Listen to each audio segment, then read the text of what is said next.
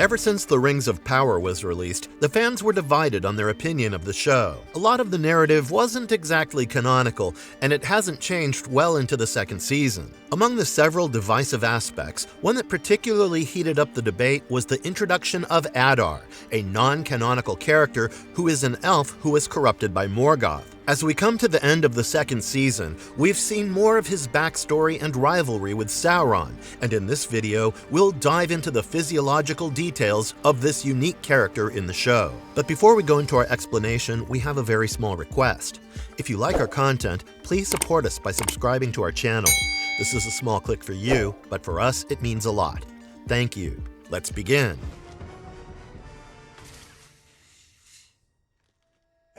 Who is Adar in the Rings of Power? Adar has been quite an impactful character in the Rings of Power, and he is a pure orc who is also referred to as the Lord Father among many sizable legions in the Mordor in the Second Age. He's basically a cruel warlord who commands a godlike respect and devotion from his subjects, and he is one of the ancient elves who were corrupted by Morgoth into the first orcs. He was an elf of the First Age, and Morgoth picked him among the 13 that he sought to corrupt with the promise of power. Adar was taken up to a dark and nameless peak, where he was left chained, and later Sauron appeared before him and offered him red wine. When he accepted the wine, Adar changed into one of the Moriandor, or the first orcs, and the begetters of later generations. After the downfall of Morgoth, Adar was briefly disillusioned by Sauron, but his cruelty towards those Adar deemed as his children made him oppose the Dark Lord eventually. He then began a campaign in the Southlands where he raided the local villages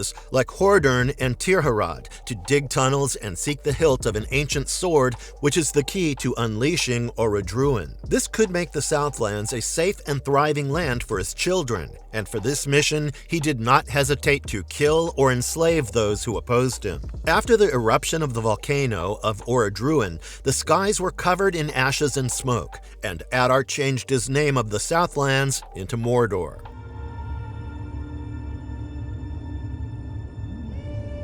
How is the appearance of Adar? It's quite clear by now that Adar was among the first elves to undergo a transformation that changed him completely, and this has impacted his appearance quite a bit. He still retains some of his original elven appearance, and he has certain orc-like features as well, even though he's clearly superior to the orcs in general, whom he considers as his children. However, the Moriandor seem to have been stripped of their usual elven grace, mercy, and love of nature, which can be observed in Adar as well. It's quite likely that these Grant traits were corrupted by the influence of Morgoth's extreme hate, violence, and the urge to destroy beauty. His terrifying appearance in the Rings of Power is also a throwback to his dark past, and his elf-like features are quite evident in his physique. There are some burn marks on his face, which indicate his brutal suffering and painful past, and he is more of an orc than an elf, going purely by his appearance. He stands tall at roughly 6 feet and has bluish eyes that are unusually bright at times. He's usually seen wearing a gray breastplate and gauntlets, and his paternal bond with the terrifying orcs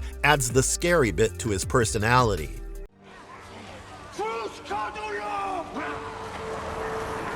How powerful is Adar? What are his special abilities? It's quite evident from the portrayal of Adar that he is a supremely powerful being. As one of the Moriandor, Adar has both elf and orc features, and it almost seems like he has got the best of both worlds. Morgoth captured him thousands of years ago, and his longevity proves that his elven immortality has stayed with him even through his transformation. Also, he seems to have heightened senses as well, because Adar and Arondir are the first ones who hear the approaching Númenórean cavalry during the Battle of Tirharad. There are several instances that show that aside from his elven features, Adar also respects his true heritage.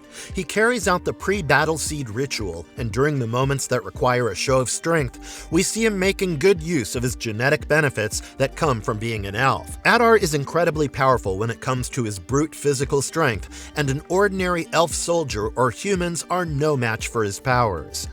He also happens to be a wise tactician who knows when to give up and when to conspire against his enemies. The genuine love that he has for the orcs is reflected in his actions, when he repeatedly tries to protect them, even if it comes at the cost of his own existence.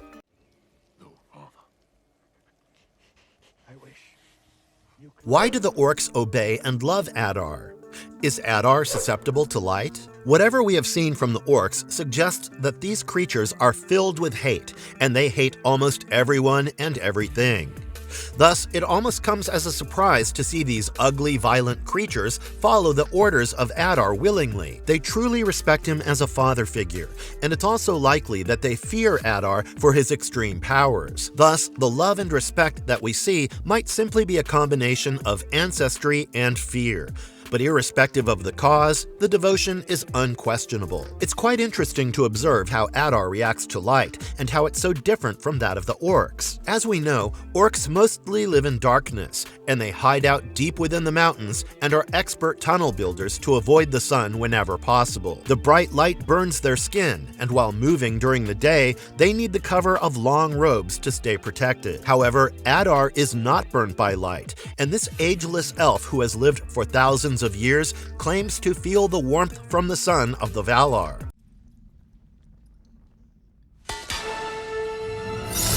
Exploring his deeply complex personality. Adar has an extremely complex personality, which is probably a result of his unique heritage and upbringing after being corrupted by Morgoth. He retained some of his elvish nature, and this is both physical and psychological for Adar. The subsequent orcs lacked these features, but Adar showed signs of some complex emotions and mercy, which we have seen across the series. Orcs are not capable of compassion and mercy, but Adar is, and his sympathy and care for the orcs, whom he sees as his children, is genuine enough. But generally speaking, the seeds of evil planted in him by Morgoth and then Sauron had taken root and impacted him greatly. He may have been disgusted by the atrocities of these oppressors, but he himself displayed similar cruelty and ruthlessness towards those that he wished to control and command. He ordered to have people killed without batting an eyelid, and even resorted to torture when the situation demanded the same. An interesting feature of Adar that is almost commendable is how he views himself as a free agent who doesn't bow down before anyone.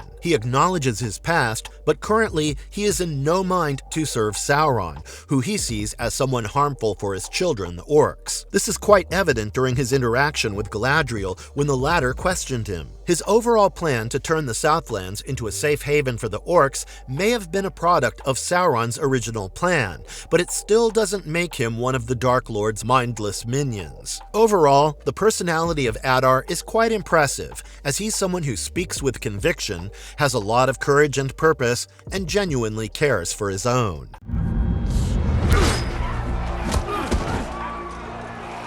Is Adar Eel the Dark Elf? This might simply sound like a wild fan theory, but it's still an interesting one that deserves to be considered. According to this theory, Adar is the individual who has been described as Eel. He was known as the Dark Elf for his tendency to avoid sunlight, and even though Adar is not particularly damaged by light like the orcs, he still prefers darkness to sunlight. It's suggested in this theory that his armor was made of a new dark metal called Galvorn, and this helped him walk the well-lit regions as well. It all makes sense if you consider that Adar's end goal is to help the orcs by using the Sword of Terror to block out the sun. Of course, we also have to take into account that the Rings of Power does not have the rights to the Silmarillion, and thus you can expect them to take a lot of liberties with the extensive lore. Adar could simply be one of the corrupted elves and not a previously known character at all.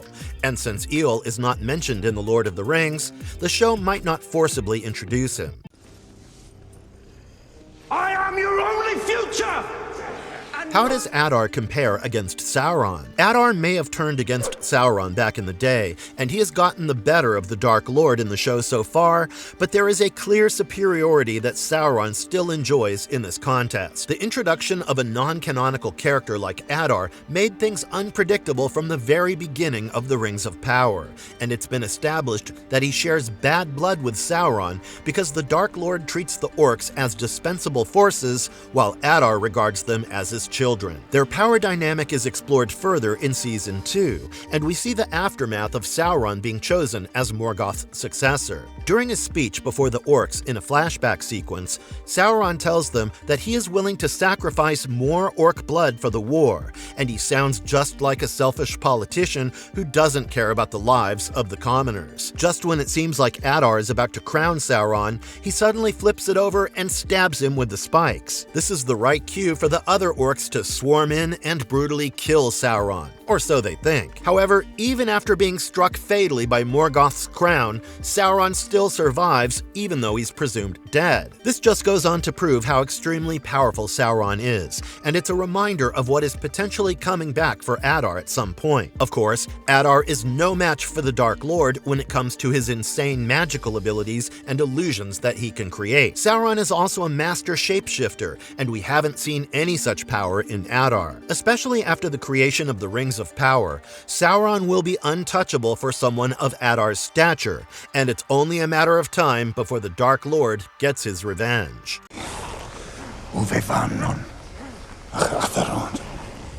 Are there other Moriandor like Adar in the Rings of Power? As we've stated already, Morgoth corrupted multiple elves when he created the first generation of orcs, and they were called the Moriandor, who served him faithfully before and during the First Age.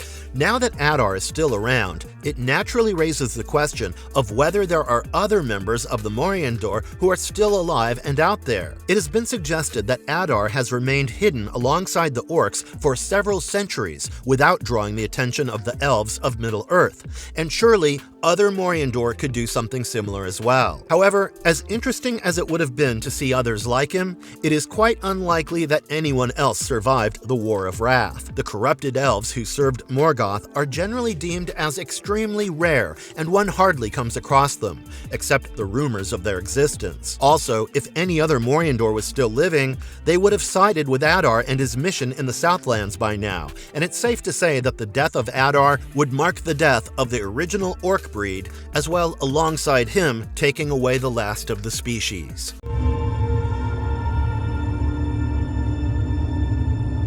Can Adar reproduce? In order to answer this question, the first thing that you need to address is his true identity. If you consider Adar to be one of the elves, they clearly reproduce and have their own means to further their bloodline. On the other hand, if he's classified as one of the orcs, even these vile creatures have means of reproduction. It's indicated that there are male and female orcs, and Adar even addresses them as brothers and sisters at times. In the second season, we've been introduced to an orc family with a father, mother, and baby, but their mode of reproduction has not been clarified. It's quite likely that the orc reproduction takes place quite slowly, and that explains why Sauron had to hide thousands of years at times while trying to gather an army to fight for him. Also, the orcs do not have an extended lifespan like the elves, and Adar probably falls under both categories when it comes to his reproductive abilities. He's not just a father figure for the orcs, but probably also fathered the first generation of these creatures, and we've seen that the orcs get uglier and more twisted as they move further away from their elf ancestors. As for the Rings of Power second season, we have seen Adar's gentlemanly affection towards Galadriel, which almost makes it seem like he is falling for her. The way he looks at her or places his hand on hers gives strong hints to this possibility. If this turns out to be true, then it will surely be one of the most unexpected and compelling love stories of the decade.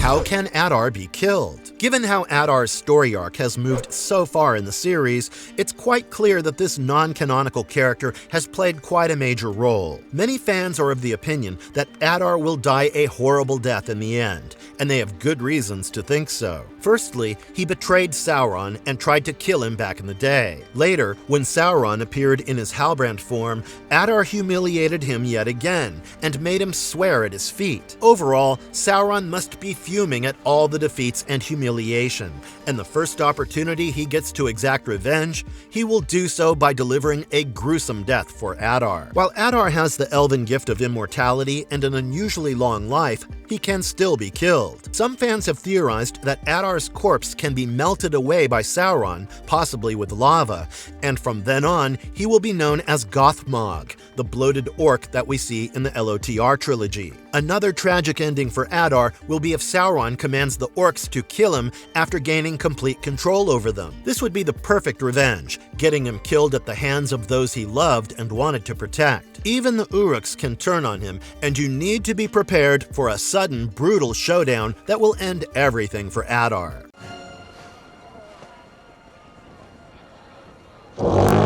Marvelous Verdict, the only non-canonical entry that we don't mind. As fans of the franchise, it's often challenging to sit through the non-canonical details on several fronts. Everything from the timeline to the characters and their portrayal is subject to change, and true fans don't take kindly to such edits. However, the introduction of Adar is probably the one thing that we don't mind because of how influential and impactful the character has been. The complex leader of the orcs has shown multiple sides of his character, and it's not easy to dismiss someone like him as pure evil. We have seen some badass moments featuring Adar, and even if his story comes to an abrupt end, he will go down as one of the best characters in the Rings of Power. Do let us know in the comments below which aspects of his anatomy you find the most interesting, and also tell us what about Adar's past life remains a mystery for you. And if you liked our content, don't forget to leave a like and subscribe to us if you haven't already.